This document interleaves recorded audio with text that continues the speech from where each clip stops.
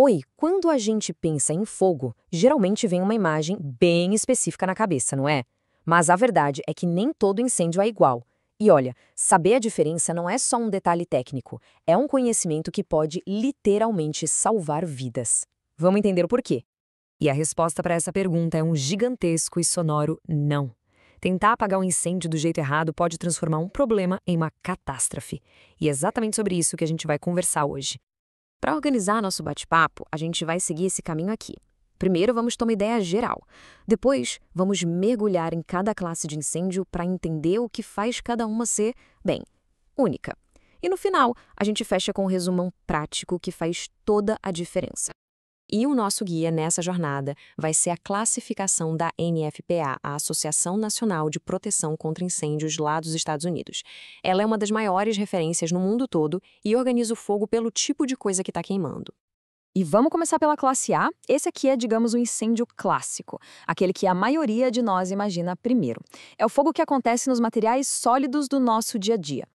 A definição é bem direta. É o fogo em combustíveis sólidos que deixa para trás um resíduo, sabe? Cinzas, brasas. Essa é a marca registrada, a assinatura de um incêndio classe A. E os exemplos são super familiares, né? Papel, madeira, tecido, plástico, coisas que estão na nossa casa, no nosso trabalho, em todo lugar. É por isso que os incêndios de classe A são, de longe, os mais comuns que existem. Agora, atenção para um ponto que é crucial. Diferente de outros tipos de fogo, o da classe A não queima só por fora, na superfície. Ele entra, ele penetra no material, queima lá dentro. E por que isso importa? Porque para apagar, não basta só abafar. É preciso resfriar o material a fundo para acabar com o problema de vez. Agora vamos para a classe B. E aqui, a história muda completamente. O perigo agora vem dos líquidos.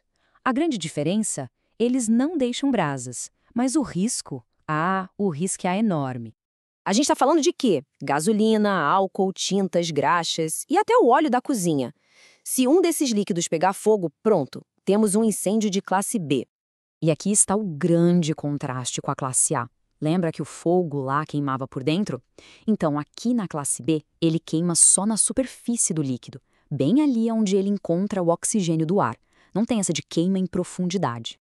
E essa característica muda tudo na hora de combater o fogo. Se ele está só na superfície, a estratégia é cortar o contato com o oxigênio, ou seja, abafar. É por isso que jogar água aqui é uma péssima ideia. A água pode espalhar o líquido em chamas e transformar um incêndio em algo muito, muito pior. Opa, só uma pausa rapidinha. Se essa explicação está ajudando a clarear as coisas, que tal dar uma força? Se inscreve no canal e deixa um like. Isso nos ajuda demais a continuar produzindo conteúdo assim. Contamos com seu apoio. Muito bem, agora a gente entra num território, digamos, mais delicado. As classes C e D são sobre riscos especiais, que exigem um conhecimento muito específico e um cuidado redobrado. O que define a classe C é uma única palavra: eletricidade. Simples assim. É qualquer fogo que começa em um equipamento elétrico que está ligado, que está recebendo energia. E aqui mora um perigo mortal. Todo mundo sabe que a água conduz a eletricidade, certo? Então, tentar apagar um incêndio de classe C com água pode criar um caminho perfeito para a corrente elétrica passar pelo corpo de quem está tentando ajudar. O resultado pode ser um choque elétrico fatal. E tem mais um perigo oculto aqui, viu?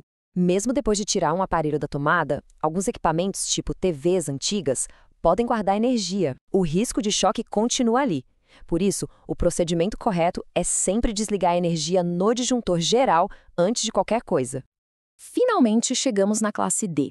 Ela é a mais rara, mas talvez a mais perigosa de todas para quem não é especialista. Aqui a gente fala de metais que pegam fogo. Mas não é qualquer metal, são metais bem específicos, como magnésio, sódio e o lítio. Sim, o mesmo lítio que está nas baterias dos nossos celulares e dos carros elétricos. Eles queimam em temperaturas altíssimas e se comportam de um jeito bem diferente do normal. E aqui vai o maior alerta de todos. Usar um extintor comum e principalmente água no incêndio de classe D não é só ineficaz, é perigoso. Pode causar uma reação violenta até uma explosão. A explicação para isso é pura química. Quando a água encontra esses metais superaquecidos, ela se decompõe. Essa reação libera oxigênio, que alimenta ainda mais as chamas, e hidrogênio, que é um gás altamente explosivo. O resultado, como dá para imaginar, é desastroso. E assim a gente conclui a nossa análise.